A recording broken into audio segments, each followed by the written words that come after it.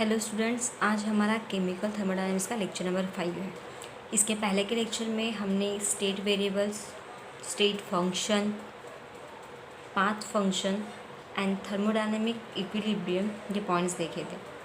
Now हमें next topic study करना है process and it's type.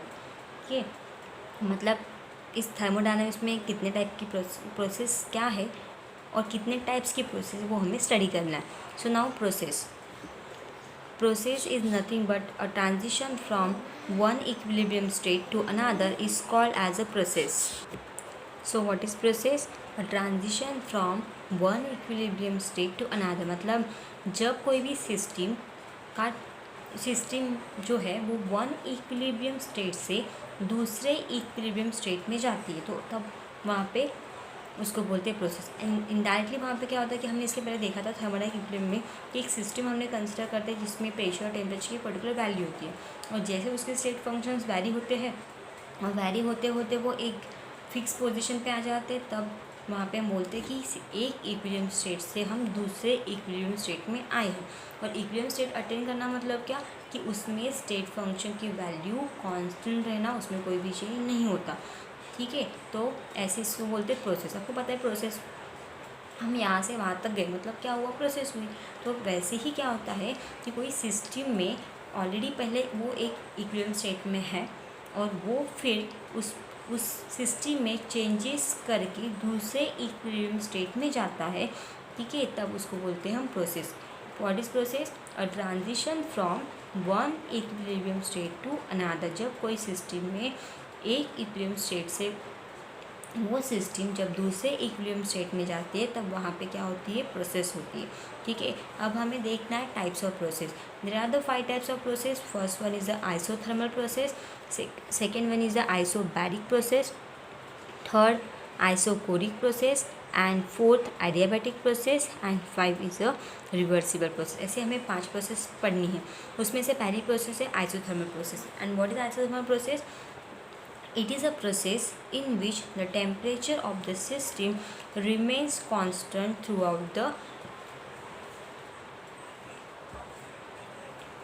transformation. What is isothermal process? It is a process in which temperature of the system remains constant throughout the transformation. ऐसी process जिस process में system का temperature जैसा का वैसा ही रहता है जब उसमें हम कोई ट्रांसफॉर्मेशन करें। ट्रांसफॉर्मेशन मतलब क्या?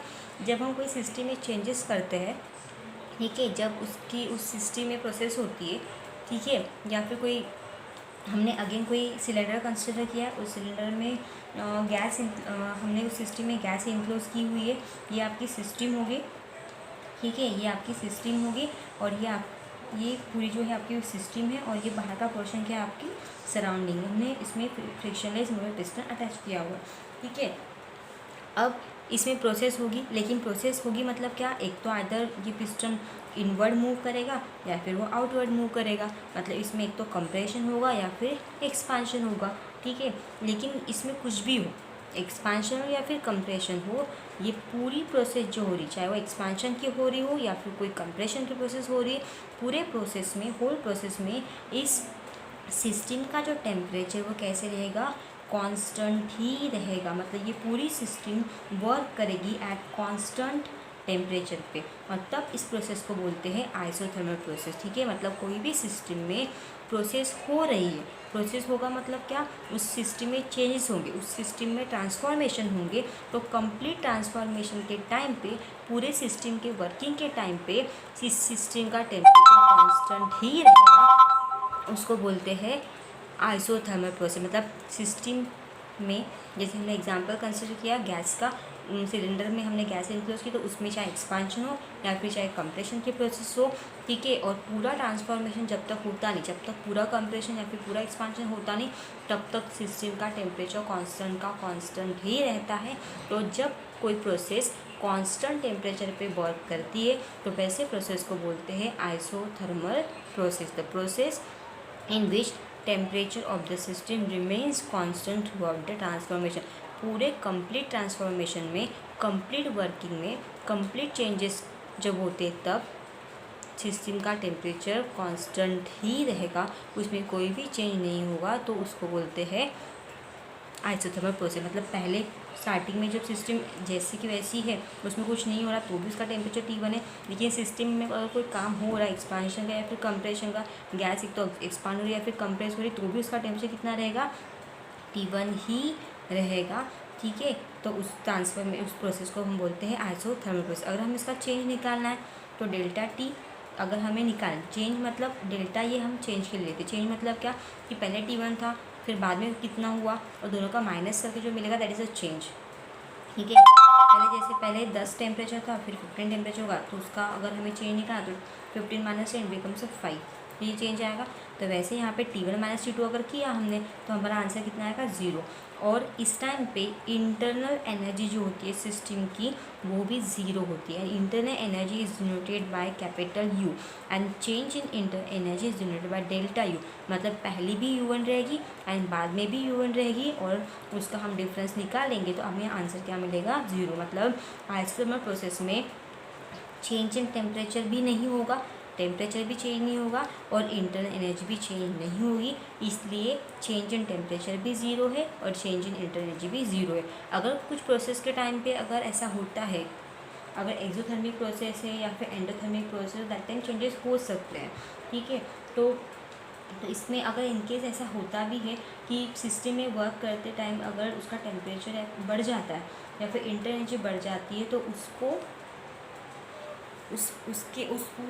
उसमें टेम्परेचर मेंटेन करने के लिए हीट का फ्लो जो है वो एक तो सराउंडिंग से सिस्टम में होता है या फिर सिस्टम टू सराउंडिंग होता है। अगर इनकेस ऐसा होता है कि कोई सिस्टम में प्रोसेस के टाइम पे अगर टेम्परेचर बढ़ रहा है या फिर उसकी इंटेंसिटी बढ़ रही है, तो टेम्परेचर तो हमें वैसे भी कांस्टेंट रखना है क्योंकि प्रोसेस कैसी है, आइसोथर्मल है। तो दैट टाइम हम क्या कर सकते हैं, अगर सिस्टम में हीट ज़्यादा बढ़ गई है, एक्सेस ऑफ टेम्परेचर हो गया है, फिर एक्सेस ऑफ इंटर एनर्जी हो गई है, तो वो सिस्टम अपनी एक हीट को क्या कर देगी, सराउंडिंग में ट्रांसफ़र कर देगी। तो उस टाइम पे उसकी इंटर एनर्जी जितनी है उतनी, मतलब जितनी ज़्यादा एक्स्ट्रा हो जाएगी तो एक्स्ट्रा वाली हीट जो है, मतलब इंटर एनर्जी हीट के फॉर्म में वो सराउंडिंग को दे देगा। अगर सिस्टम में हीट कम पड़ गई, अगर हीट प्रोसेस होते टाइम अगर उसमें एनर्जी कम हो जाती है, तो उसको कांस्टेंट रखने के लिए वो क्या करेगा, सराउंडिंग से हीट को एब्सॉर्ब कर लेगा। तो सबसे इम्पॉर्टेंट चीज़ इस प्रोसेस में टेम्परेचर कांस्टेंट रखना है, चाहे उसके लिए उसको हीट का फ्लो सिस्टम टू सराउंडिंग करना पड़े या फिर सराउंडिंग टू सिस्टम करना पड़े। लेकिन डेल्टा टी उस प्रोसेस में ऑलवेज 0 ही रहेगा, उसका टेम्परेचर कांस्टेंट ही रहेगा और इंटर एनर्जी भी कांस्टेंट रहेगी, और डेल्टा यू कितना रहेगा, उसका 0 ही रहेगा। Now next process isobaric process. Okay, अब डेफिनेशन सबका लिखने का तरीका एक जैसा ही, उसमें आप कोई भी एक डेफिनेशन अच्छे से लर्न करो, सिर्फ आपको टेम्परेचर की जगह पे चेंजेस करते जाने पड़ेंगे, बाकी जैसा का वैसा आपके बुक में हो सकता है कि थोड़ा बहुत उसमें डेफिनेशन में अगर थोड़ा बहुत चेंज करके अलग अलग तरीके से लिखा होगा तो कोई मैटर नहीं करता। आपने अगर एक जैसे भी एक डेफिनेशन को अच्छे से तरीके से फॉर्मेट में बिठा के लर्न कर लिया तो आप सारी डेफिनेशन उसी के जैसे लिख सकते हो, सिर्फ आपको थोड़े बहुत चेंजेस करने पड़ेंगे, बाकी जैसा का वैसा हो, ज़्यादा बहुत चेंजेस भी नहीं है। ठीक है, सेकेंड आपकी प्रोसेस है आइसोबैरिक। ओके, अब आइसोबैरिक जो प्रोसेस है, उस आइसोबैरिक प्रोसेस में सेम डेफिनेशन जैसे हमने इसके लिए थी, it is a process in which temperature of the system remains constant throughout the transformation. अब इसमें बैरिक है, अब आपको याद रखना है कि बैरिक में क्या होगा, आइसोबैरिक में क्या होगा, इसमें प्रेशर कांस्टेंट रहेगा। ठीक है, तो हमने आइसोथर्मल में क्या लिखा था, टेम्परेचर कांस्टेंट। अब हमें आइसोबैरिक देखना, तो आप देखो आइसोबैरिक में बी है, बी को उल्टा करो, इट बिकम्स पी।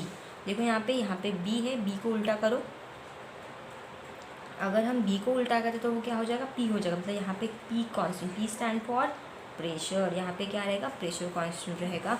तो आपको यहाँ पे देखना है कि यहाँ पे पूरी लाइन आपको लिखनी है कि it is a process in which, आपको ऑलरेडी लिख के दिया है, जैसे हमने आजकल में डेफिनेशन लिखी थी, it is a process in which, यहाँ पे टेम्परेचर, तो यहाँ पे क्या आएगा, प्रेशर आएगा। ठीक है, लिख लेती हूँ, इट इज़ अ प्रोसेस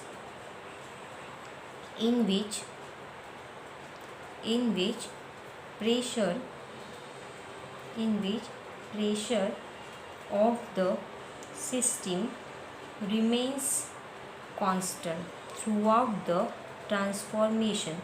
ठीक है, आपको याद रखना है, remains constant throughout the transformation is called as a isobaric process. ठीक है, डेफिनेशन का फॉर्मेट एक ही लर्न किया तो भी चलेगा, कोई ज़रूरत नहीं है उसमें थोड़ा बहुत चेंज करने की। अगर आपको लगता है कर दे, जैसे यहाँ पे दिया है आपकी बुक में कि in isobaric process the pressure remains constant during the transformation. लेकिन कहना तो एक ही है, कोई भी एक फॉर्मेट में उसको बना लो और सारे डेफिनेशन एक जैसे लिखो, बस आपको टेम्परेचर पे अब प्रेशर करना पड़ेगा, बाकी तो वैसे का वैसे रहेगा। It is a process in which pressure of the system remains constant throughout the transformation. उसका एग्जाम्पल है in a laboratory chemical reaction are carried out in a open container at a constant atmospheric pressure। जब हम laboratory में कोई reaction करते हैं, laboratory में जब हम कोई रिएक्शन करते हैं, वो भी कहाँ पे, ओपन कंटेनर में। लेबॉर्ट्री में जो रिएक्शन करते हैं इन ओपन कंटेनर, ठीक है, एट कांस्टेंट एटमॉस्फेरिक प्रेशर। वहाँ पे जब हम कोई लेबॉर्ट्री में कोई रिएक्शन कर रहे हैं तो ऑब्वियसली, और वो भी हम ओपन कंटेनर में कर रहे हैं, तो जो प्रेशर लेबॉर्ट्री का रूम का रहेगा वही प्रेशर पूरी रिएक्शन का भी रहेगा। और लेबॉर्ट्री के रूम का टेम्परेचर तो कभी चेंज होता नहीं है, जैसे कि वैसे ही रहेगा, तो ऑब्वियसली वो टेम्परेचर कांस्टेंट है। मतलब लेबॉर्ट्री में जो भी हम केमिकल रिएक्शन करते हैं वो भी ओपन कंटेनर में, ठीक है, और तो वहाँ पे उसमें जो प्रेशर एटमॉस्फेयर का वही प्रेशर लेबॉर्ट्री का भी रहेगा। तो वो जो रिएक्शन है वो कांस्टेंट एटमॉस्फेरिक प्रेशर पे होगी। उस टाइम पे, उस रिएक्शन के टाइम पे प्रेशर पूरे चेंजेस होते टाइम पे भी कैसा रहेगा, कांस्टेंट रहेगा। मतलब जितना स्टार्टिंग में है उतना ही आपको एंड में मिलेगा। अगर उसका हम चेंज निकालते हैं तो P1 और P1 दोनों सेम है, तो इसका मतलब 0 है। ओके, समझ में आया। जो भी लेबॉर्ट्री में हम रिएक्शन करते हैं वो भी ओपन कंटेनर में करते हैं, तो उस टाइम पे उसका प्रेशर कांस्टेंट रहता है, क्योंकि लेबॉर्ट्री में जो प्रेशर होता है वो एटमॉस्फेरिक प्रेशर होता है और वो प्रेशर ऑलवेज कांस्टेंट रहता है। तो क्या याद रखना है आपको, आइसोबैरिक में प्रेशर कांस्टेंट रहता है। उसके बाद है आइसोकोरिक प्रोसेस। अब आपको पता है टेम्परेचर हो गया, प्रेशर हो गया, नो आपको क्या स्टडी करना है, वॉल्यूम। तो यहाँ पे क्या रहेगा, वॉल्यूम कांस्टेंट रहेगा, ठीक है। आइसोथर्मल में टेम्परेचर कांस्टेंट है, आइसोबैरिक में प्रेशर कांस्टेंट है, एंड आइसोकोरिक में अभी क्या रहेगा, वॉल्यूम कांस्टेंट। और डेफिनेशन का फॉर्मेट सेम जैसा का वैसा जो हमने लिखा था, जैसे कौन सा, it is a process in which, अब टेम्परेचर की जगह क्या आएगा, वॉल्यूम आएगा। It is a process in which volume of the system remains constant throughout the transformation is called as a isochoric process, ठीक है। तो आपको याद हो जाएगा, फॉर्मेट सेम रहेगा।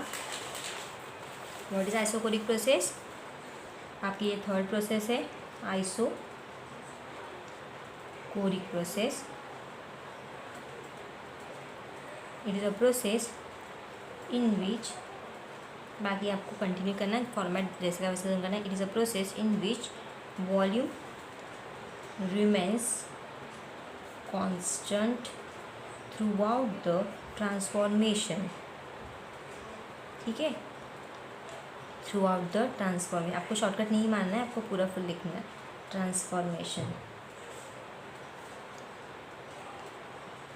It is isochoric process, it is a process in which volume remains constant throughout the transformation. मतलब पूरे प्रोसेस के टाइम पे वॉल्यूम में कुछ भी चेंज नहीं होगा, जितना इनिशियल वॉल्यूम है उतना ही फाइनल वॉल्यूम रहेगा। स्टार्टिंग में अगर V1 वॉल्यूम लिया है तो इनिशियली अगर हमने V1 वॉल्यूम लिया है तो फाइनल भी उसका वॉल्यूम V1 ही रहेगा। अगर हम उसका चेंज निकालते हैं, V2 माइनस V1 करते हैं तो भी उसका आंसर कितना आएगा, 0, क्योंकि चेंज तो 0 है, कुछ भी चेंजेस नहीं हो रहे तो ऑब्वियसली 0 ही चेंज रहेगा, ठीक है। मतलब ऐसी प्रोसेस जिसमें पूरे सिस्टम के चेंजेस के टाइम पे, अभी पूरा ट्रांसफॉर्मेशन जब हो रहा है, जब पूरी प्रोसेस हो रही है, तो पूरे प्रोसेस के टाइम पे वॉल्यूम कैसा रहेगा, कांस्टेंट रहेगा। जितना इनिशियली है उतना आपको फाइनल भी पूरी प्रोसेस होने के बाद भी उतना ही मिलेगा। और उसका बेस्ट एग्जांपल है chemical reaction carried out in a close container is called as a isochoric process. मतलब जो भी रिएक्शन हम कहाँ पे करते हैं, क्लोज कंटेनर में करते हैं, तो it's an example of iso. अब क्लोज कंटेनर में किया तो मैटर तो बाहर जाएगा नहीं, तो वॉल्यूम जितना उतना ही रहेगा। A chemical reaction carried out in close container. सबसे इम्पोर्टेंट कौन सा वर्ड है यहाँ पे? Close container. ये वर्ड बहुत ज़्यादा इम्पॉर्टेंट है, ठीक है। और chemical reaction carried out in a close container, मतलब कोई भी रिएक्शन जब हम क्लोज कंटेनर में करते हैं तो उस टाइम पे वॉल्यूम के चेंजेस नहीं होते, तो वो प्रोसेस हमेशा आइसोकोरिक होता है। अब तक हमने 3 प्रोसेस देख ली। आइसोथर्मल, जिसमें टेम्परेचर कांस्टेंट रहता है थ्रू आउट द ट्रांसफॉर्मेशन। दूसरा होता है आइसोबैरिक, उस प्रोसेस में प्रेशर कांस्टेंट रहता है थ्रू आउट द ट्रांसफॉर्मेशन। और थर्ड देखी थी हमने आइसोकोरिक, जिस प्रोसेस में वॉल्यूम जो है वो कांस्टेंट रहता है थ्रू आउट द ट्रांसफॉर्मेशन। तो उस टाइम पे आइसोथर्मल में delta T is equal to 0 और साथ साथ में इंटर एनर्जी भी 0 होती है। आइसोबैरिक में डेल्टा पी मतलब चेंज इन प्रेशर 0 होता है। आइसोकोरिक में डेल्टा वी मतलब चेंज इन वॉल्यूम भी 0 होता है, क्योंकि जितना इनिशियल होता है उतना ही फाइनल होता है। और उसका एग्जांपल क्या है? Chemical reaction carried out in a close container. जो भी रिएक्शन हम क्लोज कंटेनर में करेंगे उसमें वॉल्यूम ऑलवेज कांस्टेंट ही आपको मिलेगा। Now fourth process, it's a adiabatic process, और ये सबसे डिफरेंट प्रोसेस है और it's a very important as well as it's very easy. Adiabatic process जो है ऐसी प्रोसेस है जिसमें there is no exchange of heat between the system and surrounding take place. इस सिस्टम में ना तो हीट का एक्सचेंज होता है सराउंडिंग का सिस्टम के साथ और सिस्टम का सराउंडिंग के साथ, ठीक है। What is adiabatic process? A process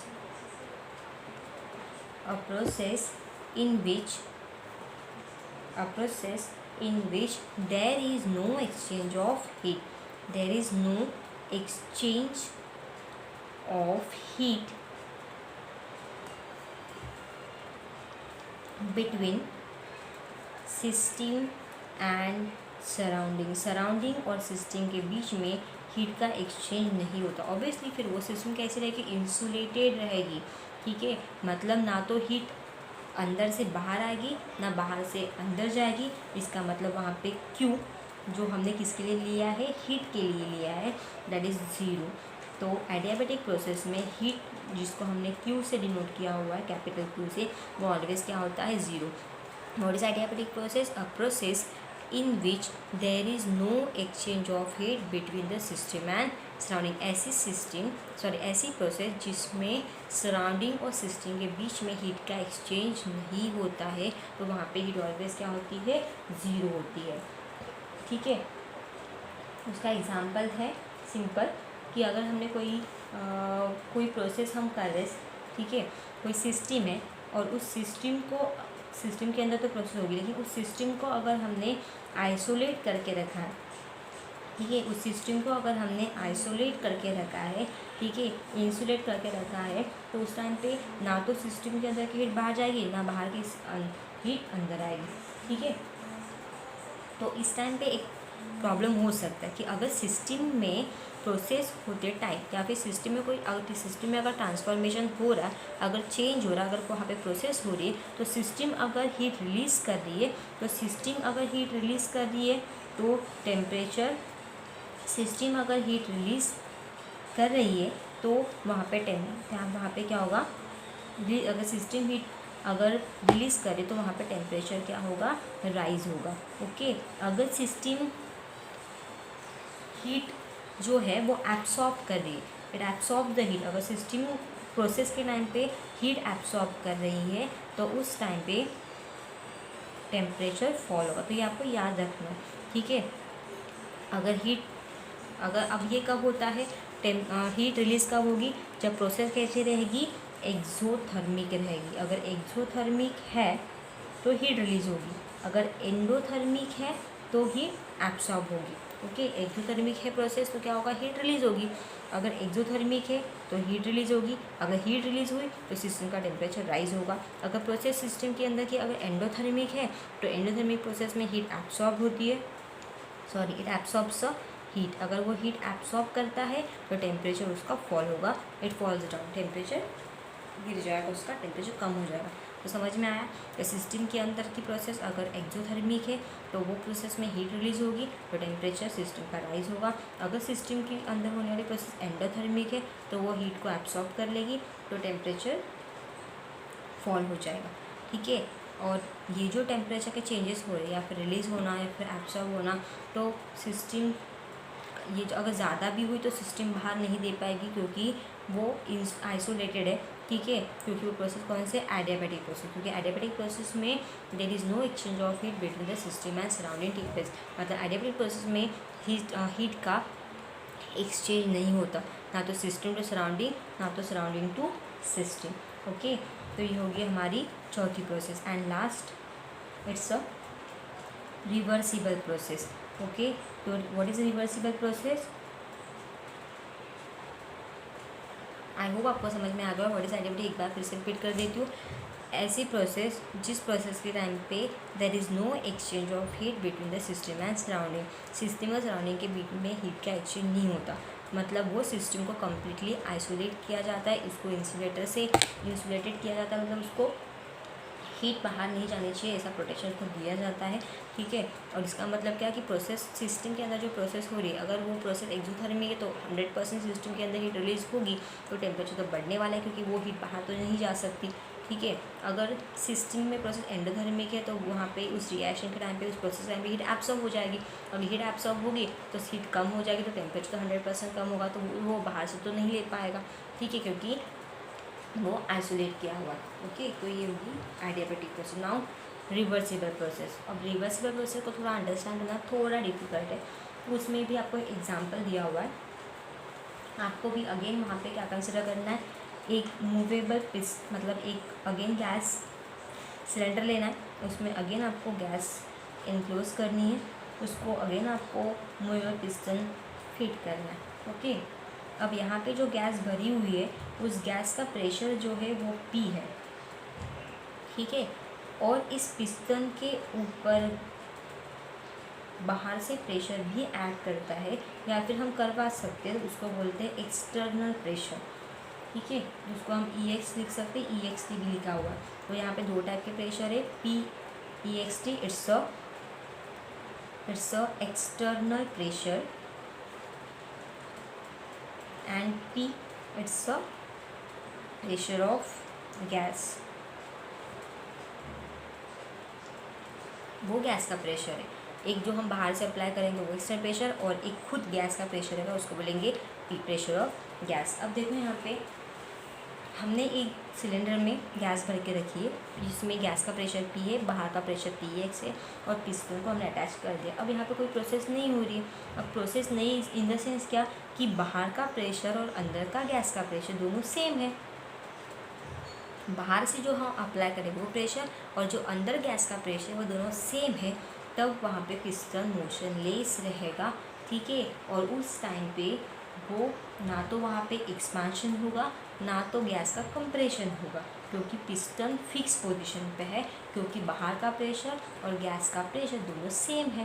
तो इसका मतलब दो एक दूसरे को बैलेंस करते, कंपनसेट करते।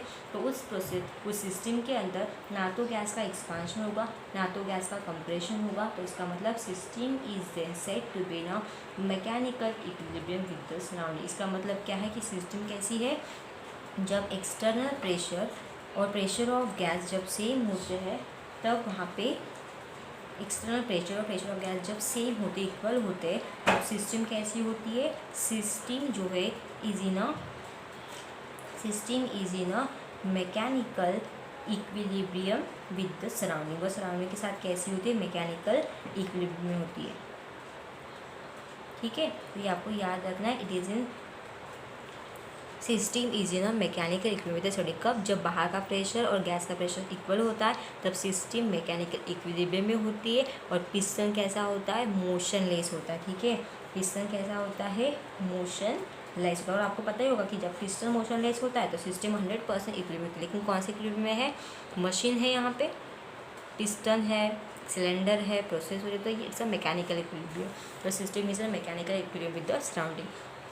अब देखो, अगर हमने इसमें चेंजेस करना स्टार्ट कर दिया, सिस्टम में चेंजेस करना स्टार्ट कर दिया, इसका मतलब क्या है कि अगर हमने इस एक्सटर्नल प्रेशर को थोड़े से अमाउंट से, अब थोड़े से अमाउंट मतलब उसके लिए एक वर्ड यूज़ किया है, इन्फाइटेजिबल अमाउंट। इन्फाइटेजिबल अमाउंट मतलब स्मॉल अमाउंट से जब हम एक्सटर्नल प्रेशर को कम कर देंगे। अब बाहर का प्रेशर हमने कम कर दिया तो क्या होगा, अंदर का प्रेशर उससे ज़्यादा रहेगा, तो 100% अंदर का प्रेशर को उससे ज़्यादा हो है, तो ये पिस्टन अपने आप अपर डायरेक्शन में मूव करेगा। समझ में आया?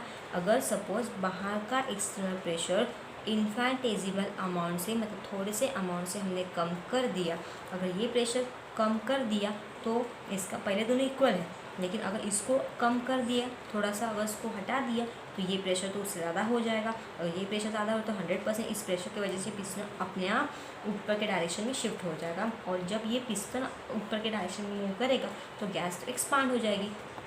ठीक है, अगर ये पिस्टन अपवर्ड मूव कर लिया तो गैस का एक्सपांशन होगा। ठीक है, तो यहाँ पे ये प्रोसेस होगी एक्सपांशन। अब उसको हम रिवर्स कर सकते हैं, मतलब गैस अगर एक्सपांड होगी तो उसको हमें कंप्रेस, तो हम क्या करेंगे, अगर हमें उसका कंप्रेशन करना है तो हम क्या करेंगे, बाहर के प्रेशर को बढ़ा देंगे। अगर हमने तो एक्सटर्नल प्रेशर को स्लाइटली अगर इंक्रीज कर दिया तो इन दैट केस क्या होगा, ये प्रेशर पी अंदर का कम पड़ जाएगा, तो पिस्टन जो बाहर गया था वो फिर से अंदर के डायरेक्शन में मूव करेगा, और अगर वो अंदर के डायरेक्शन में मूव करेगा तो जो गैस एक्सपांड हुई थी वो फिर से क्या हो जाएगी, कंप्रेस हो जाएगी, और पिस्टन इनवर्ड डायरेक्शन में मूव करेगा, वो अंदर के डायरेक्शन में हो जाएगा। ठीक है, तो इसका मतलब क्या है कि हम एक्सटर्नल प्रेशर में चेंजेस करके प्रोसेस को रिवर्स कर सकते हैं, और तब हम प्रोसेस को क्या बोलेंगे, it is thermodynamically reversible process. मतलब एक्सटर्नल प्रेशर कम करने से एक्सपांशन होगा। ठीक है, और एक्सपांशन को अगर हमें कंप्रेशन में कन्वर्ट करना है तो आपको बाहर के प्रेशर को फिर से बढ़ाना पड़ेगा। अगर हमने बाहर के प्रेशर से बढ़ा दिया तो अंदर का प्रेशर कम करेगा, तो अपने आप वो कंप्रेशन शुरू करेगा। समझ में आया? ठीक है, एक बार फिर से बता देती हूँ, हमने गैस को इंक्लोज किया है, जब बाहर का पिस्टन गैस का खुद का प्रेशर है तो उसको हमने पी से रिप्रेजेंट किया, बाहर के प्रेशर को हमने एक्सटर्नल प्रेशर से रिप्रेजेंट किया है, और हमने गैस को इंक्लोज किया है, उसमें फिर मूवेबल पिस्टन भी अटैच किया है, और हमने कहा है कि पिस्टन मोशनलेस है। अब मोशनलेस है इन द सेंस क्या, ना तो एक्सपांशन होगा ना तो कंप्रेशन होगा। क्यों नहीं हो रहा, क्योंकि दोनों प्रेशर सेम है। बाहर का प्रेशर और गैस का प्रेशर दोनों जब इक्वल होते हैं तब वहाँ पे पिस्टन मूव नहीं करता, और सिस्टम ये मैकेनिकल इक्विलिब्रियम में रहती है सराउंडिंग के साथ। लेकिन अगर हमने इनकेस इस बाहर के प्रेशर को थोड़ा सा कम कर दिया तो उसके कंपैरिजन में अंदर का प्रेशर बढ़ जाएगा। अगर ये प्रेशर बढ़ गया तो इसके प्रेशर की वजह से पिस्टन अपने आप ऊपर के डायरेक्शन में मूव करेगा, ये बाहर जाने की कोशिश करेगा, और अगर ये पिस्टन बाहर जाने की कोशिश करेगा तो अंदर की गैस अपने आप क्या होगी, एक्सपांड होगी। और उसका अपोजिट किया तो क्या होगा, अपोजिट करना इसका मतलब क्या कि अगर हमने एक्सटर्नल प्रेशर को यहाँ पे कम किया था पहले केस में तो हम उसको बढ़ा देंगे, और हमने एक्सटर्नल प्रेशर को बाहर से अगर पिस्टन को दबा दिया, पिस्टन को जब जैसे ही दबाते हैं तो वहाँ पे अंदर की गैस क्या हो जाती है, कंप्रेस हो जाती है, और पिस्टन अपने आप अंदर के डायरेक्शन में, मतलब जैसे ही हम पिस्टन के ऊपर प्रेशर अप्लाई करेंगे, दबाएंगे तो 100% पिस्टन अंदर की साइड में जाएगा, और जब वो अंदर की साइड में जाएगा तो गैस 100% कंप्रेस होगी। मतलब हम तब बोलेंगे कि ये सिस्टम थर्मोडायनेमिकली रिवर्सिबल है, मतलब ये हम एक्सपांशन भी कर सकते हैं, ठीक है, और हम उसमें कंप्रेशन भी कर सकते हैं, हम रिवर्स प्रोसेस को कर सकते हैं। आपको एक और चीज़ बतानी है, डेफिनेशन में थोड़ा सा आपको ड्राइविंग फोर्स ये वर्ड दिया है, अपोजिंग फोर्स दिया है। अब ड्राइविंग फोर्स मतलब कौन सा, इस गैस का एक्सपांशन करने के लिए हमें, मतलब प्रोसेस को चलाना है, मतलब हमें प्रोसेस में गैस को एक्सपांड करना है, तो हमें प्रोसेस को ड्राइव करने के जो फोर्स लगेगा उसको बोलते हैं हम ड्राइविंग फोर्स, और उस प्रोसेस को दबाने के लिए जो फोर्स लगेगा वो अपोजिंग फोर्स रहेगा। तो आपको याद रखना है कि गैस के प्रेशर को हम बोलेंगे ड्राइविंग फोर्स, ठीक है, हम उसको क्या बोलेंगे, ड्राइविंग फोर्स, क्योंकि ये क्या करेगा, गैस को ड्राइव करेगा, मतलब गैस को एक्सपांड करने के लिए ये प्रेशर हेल्प करेगा। तो इस प्रेशर की वजह से जो फोर्स यहाँ पे आया है उसको बोलते हैं ड्राइविंग फोर्स, और इस प्रोसेस को ड्राइव करने से रोकना है, अपोज करना है, तो उसके लिए हमें कौन हेल्प करता है, एक्सटर्नल प्रेशर। तो इस एक्सटर्नल प्रेशर की वजह से कौन सा फोर्स आता है हमारे पास, अपोजिंग फोर्स। ऐसे दो फोर्स है, एक अपोजिंग फोर्स जो किसके वजह से आता है, एक्सटर्नल प्रेशर की वजह से, और एक फोर्स आता है ड्राइविंग फोर्स जो गैस को ड्राइव करने के लिए, मतलब गैस को एक्सपांड करने के लिए हेल्प करता है, उसको बोलते हैं ड्राइविंग फोर्स।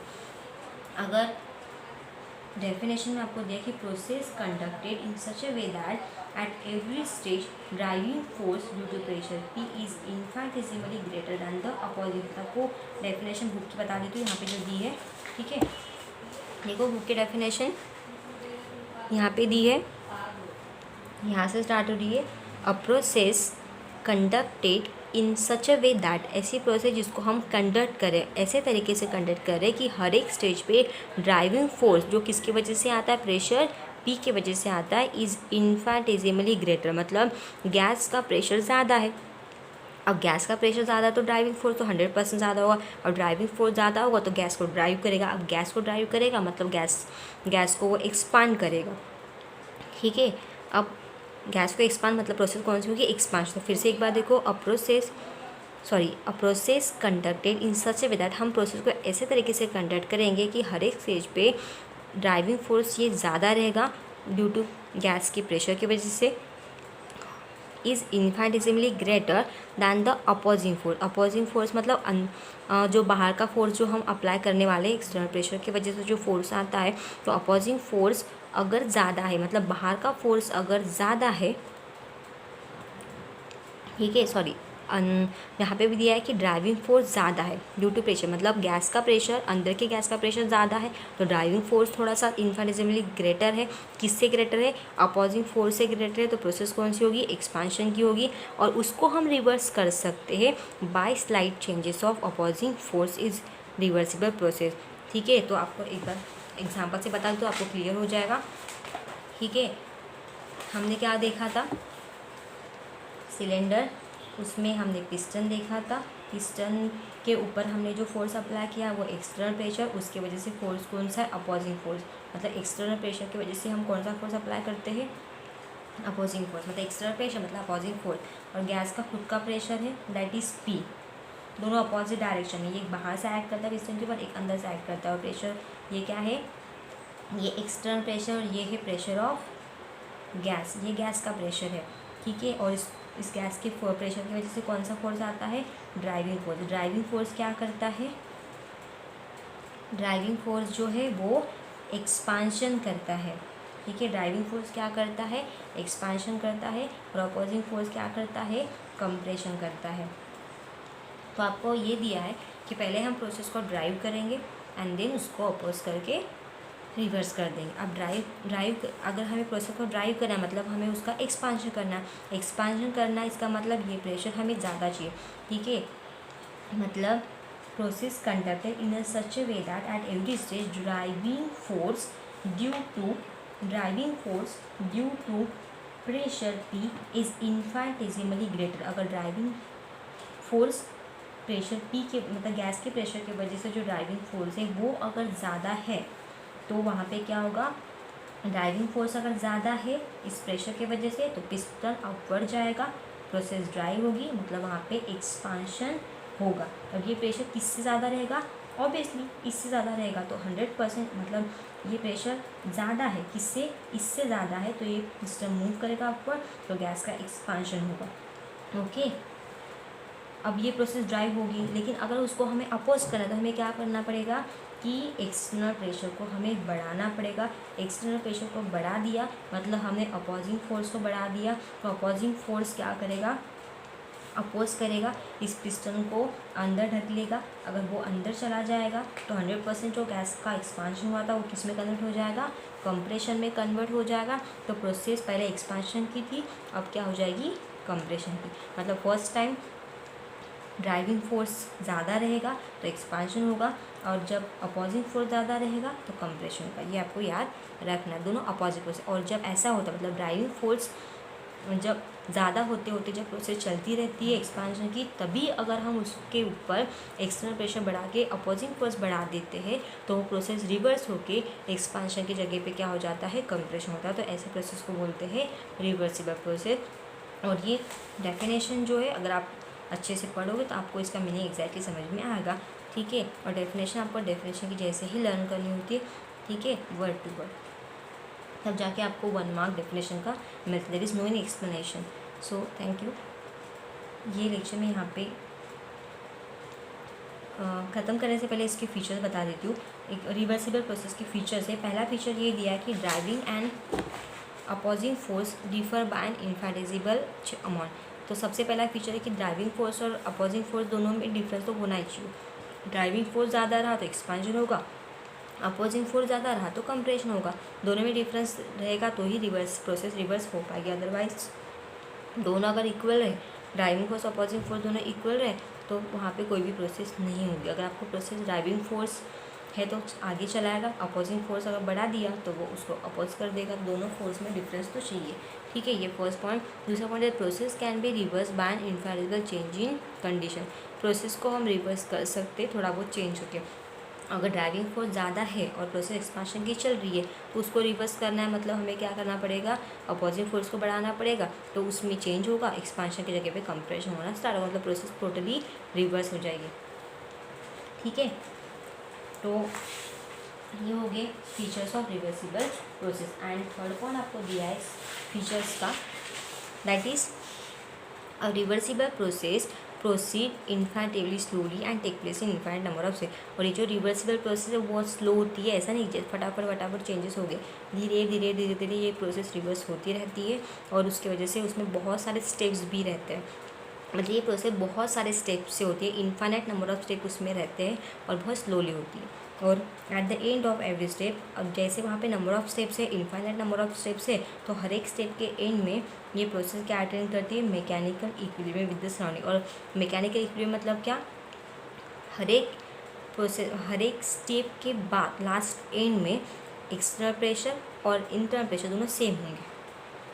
अंदर का प्रेशर, अगर गैस का प्रेशर अगर बढ़ गया तो एक्सपांशन होगा, और उसको अपोज करना तो आपको एक्स्ट्रा प्रेशर को बढ़ाना पड़ेगा, मतलब अपोजिंग फोर्स को बढ़ाना पड़ेगा, तो उसका प्रोसेस उसका रिवर्स होगा। लेकिन ये जब स्टेप वाइज मैनर में होता है तो हर एक स्टेप जैसे ही ख़त्म होती है तो उस टाइम पे बाहर का प्रेशर और अंदर का प्रेशर, मतलब external pressure and pressure of gas दोनों इक्वल रहते हैं हर एक स्टेप के एंड में। और वो process infinite number of step से होती है और कैसे होती है, स्लो होती है। और उस रिवर्सिबल प्रोसेस में opposing force and driving force अलग अलग होता है।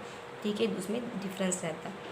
और opposing force it is due to the external pressure and driving force it is due to the pressure of gas। और जब ड्राइविंग फोर्स है मतलब एक्सपांशन होगा, और जब अपोजिंग फोर्स है तब कंप्रेशन होगा। तो एक्सपांशन का कंप्रेशन हम कर सकते हैं उस प्रेशर में चेंजेस करके। Thank you.